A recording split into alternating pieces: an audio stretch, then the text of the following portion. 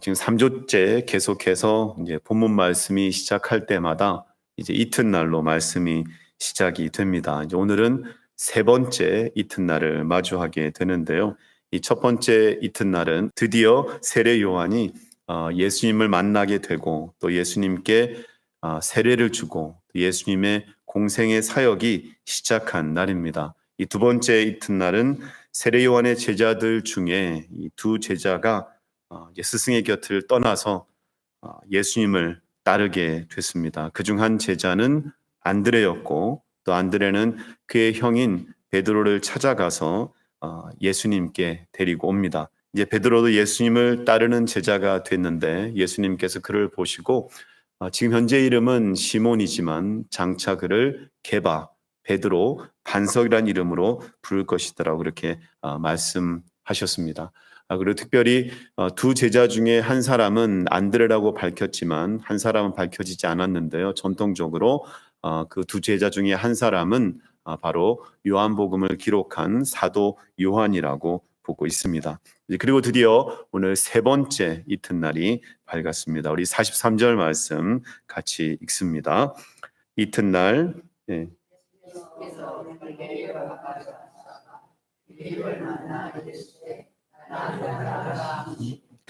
예수님께서 본격적으로 이제 공생의 사역을 하시기 위해서 이제 갈릴리 지역으로 가시게 됩니다.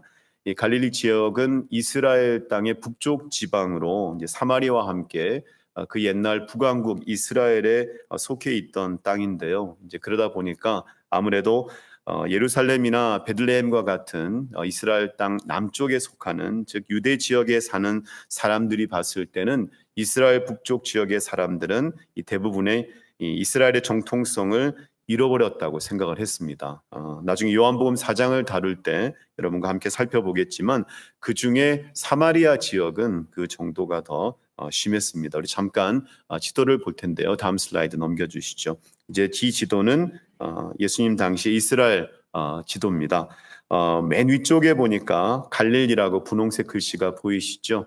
예, 우리가 갈릴리 호수라고 했을 때 갈릴리 지역에 있는 그 동쪽편에 있는 호수기 때문에 그래서 우리가 갈릴리 호수 또 다른 이름은 이제 게네사렛 호숫가라고 그렇게도 부르기도 하는데요. 바로 그 갈릴리 지역이고 예수님께서 공생의 사역을 시작하시면서 갈릴리 지역에서 사역을 많이 하시게 됩니다. 그리고 이제 문제의 장소기도 하지만 또 은혜의 장소가 되는 사마리아가 그 중간에 나와 있고 이 갈릴리라고 나와 있는 그 지역에 보니까 맨 위쪽이 가버나움 그리고 이제 가나 2장에 나오는 가나 혼인잔치가 바로 그 지역이고 그 다음에 예수님께서 자라신 나사렛이 나옵니다. 그리고 아래쪽에 보니까 이제 수가성 사마리아에 속해 있는 수가성과 그 다음에 그 아래로 예루살렘, 베들레헴, 유대 땅이 그렇게 나오고 있습니다. 예수님께서 이제 갈릴리를 가시다가 이제 드디어 사도 요한 그리고 안드레, 베드로에 이어서 이 네 번째 제자가 되는 빌립을 만나게 됩니다. 예수님께서 그를 보시자마자 나를 따르라고 말씀하셨는데요. 이것은 단순히 그냥 나를 한번 쫓아와 봐라, 나를 따라와 봐라, 뭐 내가 가는 길에 동행하겠니라는 의미가 아니라 바로 빌립을 예수님의 제자로 부르시는 이 콜링의 장면입니다. 근데 또 알고 보니까 이 안드레는 베드로와 안드레와 똑같은 그런 베세다 또 출신이었습니다. 안드레가 예수님을 만나고 예수님이 바로 그들의 기다리던 메시아인 것을 알게 되었을 때 그는 자신의 형인 베드로에게 가서 전도했다면 이 빌립은 자신의 친구인 나다나엘에게 가서 복음을 증거하게 됩니다. 이 나다나엘은 12제자의 명단에 있는 이름으로는 바돌로메입니다. 우리 45절 말씀 다음 슬라이드입니다. 빌립이 증거합니다. 우리 같이 읽으시죠. 시작. 빌립이 나다나엘을 찾아 이르되 모세가 율법에 기록하였고 여러 선지자가 기록한 그 일을 우리가 만났으니 요셉의 아들 나사렛 예수니라. 아멘. 이제 빌립이 나다나엘을 찾아가서 하는 이야기는 단순하게 한번 예수를 만나보지 않겠니가 아니라 구체적으로 모세오경에서 그리고 여러 선지자들이 예언했던 그 선지자를 자신이 만났고 그분은 바로 요셉의 아들인 나사렛 사람이라고 그렇게 얘기를 합니다. 그런데 이 친구인 나다나엘은 그 반응이 냉담합니다. 이 나사렛에서 어떻게 선한 것이 날 수 있겠냐라고 반문을 하게 되는데요. 이때 선한 것이다라는 것은 뭔가 좀 좋은 사람, 훌륭한 사람이라는 개념보다는 종교적으로 이스라엘 백성들이 그토록 기다렸던 하나님께서 구약의 말씀을 통해서 약속하셨던 그 메시아를 가리키는 겁니다. 이 나다나엘은 말씀에 대한 지식이 있었기 때문에 메시아가 이 땅에 오시려고 하면 북쪽에 있는 나사렛이 아니라 유대 땅에 속하는 베들레헴에서 나셔야 한다는 것을 너무나 잘 알았기 때문에 그는 어떻게 나사렛에서 메시아가 날 수 있겠냐라고 그렇게 말을 한 겁니다. 그리고 더더군다나 나사렛이 아주 대단히 화려한 도시가 아니라 참으로 가난한 그런 시골 작은 마을이었기 때문에 그럴 리는 만무하다라고 이제 나다나엘은 그렇게 반문하고 있습니다. 그러나 빌립은 물러나지 않습니다. 우리 46절 말씀도 같이 읽습니다. 나다나엘이 이르되 나사렛에서 무슨 선한 것이 날 수 있느냐? 빌립이 이르되 와서 보라 하니라. 아멘. 빌립은 이렇게 말을 하는 거겠죠. 그래, 너 말도 맞다. 그렇지만 일단 그건 그렇고 일단 한번 와서 한번 보라는 겁니다. Come and see 하라는 겁니다. 와서 보게 되면 믿게 된다는 말 아니겠습니까? 자신이 그랬던 것처럼요. 나다나엘도 가서 예수님을 만나보게 되면 자신이 증거한 그 말이 바로 그분이 메시아라는 것을 분명히 알게 될 것이다라는 그런 확신에 차서 그는 말을 하게 된 겁니다.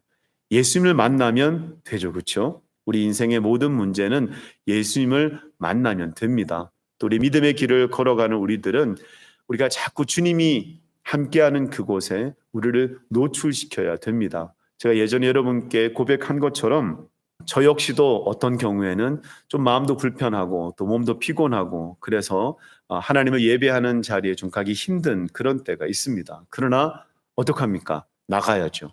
그런데 나가면 틀림없습니다. 힘들고 어려웠지만 그런 마음 가운데 갔을 때 우리 주님께서는 그런 마음들 다 만져주시고 다 새롭게 해주시고 회복해 주시는 경험들을 많이 했습니다. 이것은 비단 저만의 고백이 아니라 여러분의 고백인 줄로도 믿습니다. 우리가 주님 앞에 나오면 됩니다. 그래서 저는 제 신앙의 비결, 주님 앞에 많이 나왔기 때문에 제 신앙이 요동치지 아니하고 주님 앞에 이렇게 올곧게 이렇게 갈 수 있는, 제가 새신자였을 때는, 초신자였을 때는 제가 어떤 때는 제가 기분이 좋고 뭔가 일이 잘 풀리면은 누가 오라 그러지 않아도 주일에도 가고 새벽 예배도 가고 수요 예배도 가고 금요 예배도 가고 그랬지만 좀 뭔가 일이 좀 꼬이면은 왠지 모르게 주님 앞에 나가기 싫은 거죠. 그리고 한참 주님을 좀 멀리하고 있다가 뭔가 좀 일이 정리가 되면 돌아가기도 했었는데 나중에 알고 깨달아 보니까 바로 그때에 제가 주님을 더 멀리 떠나 있을 것이 아니라 바로 그때 주님께서 도와주시겠다라고 기다리고 계신데 제가 그 주님께 나가지 못했다라는 것을 깨닫게 됐습니다. 그런 이유로는 무슨 일이 있어도 그래, 주님 앞에 가면 된다. 주님께서 우리를 향해서 come and see, 와서 하나님 말씀 듣고 찬양하고 기도하다 보면 우리 마음에 있는 그런 무거운 것들도, 때로 우리의 육체의 그런 약한 것들도 예수 그리스도의 그 능력으로 말미암아 치유되어지고 고쳐진다는 사실을 여러분 기억하시기를 바랍니다. 특별히 이제 예수님을 처음 믿는 사람들의 경우에는 오는 것 자체가 참 힘들 경우가 있죠. 어떤 사람들의 간증을 들어보면 전도는 받아서 교회에 갔는데 그 교회 예배당 안을 들어가기가 그렇게 무섭더라는 겁니다. 우리가 고백해야 될 것 한 가지 있습니다. 하나님이 살아계신 것 우리가 고백해야지 하는 것처럼 사단과 마귀도 영적인 존재로 여전히 살아있다라는 거죠. 그래서 예수 믿으려고 작정한 사람이 하나님께 예배하기 위해서 교회 예배당을 왔을 때 그 공포심을 심어주는 것은 하나님이 아니라 사단과 마귀가 그 마음 가운데 심어주는 거죠. 또 이제 새롭게 믿음으로 결단하고 교회에 다시 나와서 하나님 앞에 예배하기로 작정한 사람들은 막 들어왔을 때 왠지 어색하고 왠지 불편하고 사람들이 자신을 바라보는 그 눈빛이 따뜻하지 못하고 괜히 정죄하고 자신을 향해서 뭐라고 하는 것 같습니다. 그것은 마귀가 사단이 우리의 마음과 생각 속에 역사하는 것입니다. 우리들은 하나님 앞에서 우리가 믿음의 길로 가는 것, 예배의 자리로 가는 것, 그것 자체가 올바른 길이기 때문에 그런 과정을 걸어가는 가운데 뭔가 존재한다면 그것은 내가 바로 주님께서 원하시는 길로 가고 있구나 하는 하나의 증거물로, 장애물이 아닌 디딤돌로 생각할 수 있는 저와 여러분 될 수 있기를 예수 그리스도 이름으로 축복합니다. 그러면 우리의 영혼이 날마다 새로워지는 일신우일신하는 그런 은혜를 누리실 줄로 믿으시기를 바랍니다. 우리가 예전에 은혜를 많이 받아서 그 은혜가 다 끝인 것 같지만 여러분 그렇지 않죠? 하나님께서 또 다른 은혜를 저희에게 허락해 주시고 더 깊은 은혜를 허락해 주신다는 사실을 여러분 기억하시기를 바랍니다. 우리의 은혜는 날마다 새로워진다는 사실을 여러분 기억하시기를 바랍니다.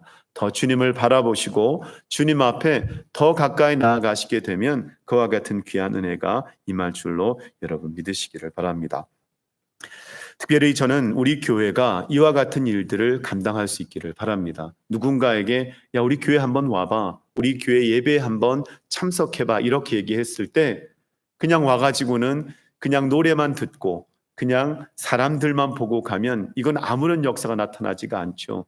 우리 교회에 왔을 때 뭔가 모를 하나님의 그 거룩한 임재에 압도되어지고 하나님께서 이곳에 함께하는 것이 왠지 느껴지고 찬양을 할 때 내 마음이 뭉클해지고 그 가사가 내 마음에 부딪혀지고 또 하나님의 말씀이 선포되어질 때 그 말씀이 마치 나의 모든 형편을 아시고 전해지는 그런 말씀으로 여겨지게 될 때 그때 그 사람이 바로 하나님을 만나게 되고 예수님을 인격적으로 만나는 체험을 하게 되는 것입니다.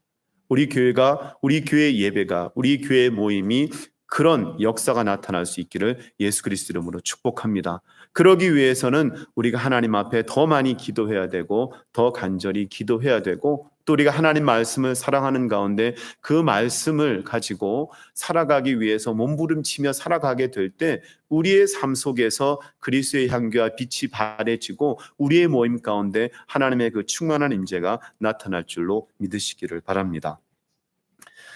나사렛에서 어떻게 선한 것이 나올 수 있겠냐고 반문했던 나다나엘, 참 이상하게도 그럼에도 불구하고 그가 주님께로 발걸음을 옮기는 모습을 보게 됩니다.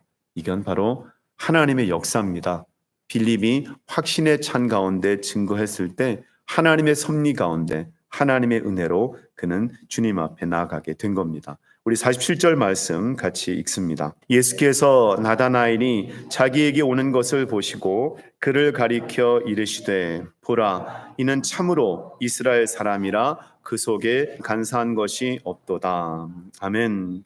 예수님께서 나다나엘이 예수님께 오는 것을 보시면서 바로 말씀합니다. 이는 참으로 이스라엘 사람이라 그 속에 간사한 것이 없도다. 예수님은 하나님이십니다. 나다나엘과 깊이 있는 대화하지 않아도 누구에게 나다나엘에 대해서 듣지 않아도 예수님은 그 나다나엘을 너무나 잘 알고 계십니다. 예수님은 전지하시고 전능하신 하나님이시기 때문에 하나님은 나다나엘을 보시자마자 그를 칭찬하시는 겁니다. 너야말로 진짜 이스라엘 사람이다. 네 속에 간사한 것이 없구나. 우리가 이것을 통해서 그때 당시에 이스라엘의 영적 상태를 파악할 수가 있는 것입니다. 이스라엘은 하나님의 백성 아닙니까? 그렇게 하나님 말씀대로 살아가는 사람이 없었으면, 오죽 없었으면 참으로 네가 이스라엘 사람이다라고 그렇게 고백했습니까? 그때 당시 이스라엘 백성들은 주제도 파악도 못하고 분수도 모르고 하나님을 섬긴다고 그렇게 있었다는 것입니다. 여기서 우리 한번 외치고 가야겠죠. 우리는 주제도 파악 잘하고 분수도 잘 알고 100세까지 설레고 기쁨으로 살아갈 수 있기를 예수 그리스도로 축복합니다. 자, 국어 100점, 산수 100점, 백설기 한번 또 외쳐보시죠. 시작. 국어 100점, 산수 100점, 백설기. 아멘. 우리 건강하게 우리 믿음으로 잘 살아갈 수 있기를 바랍니다.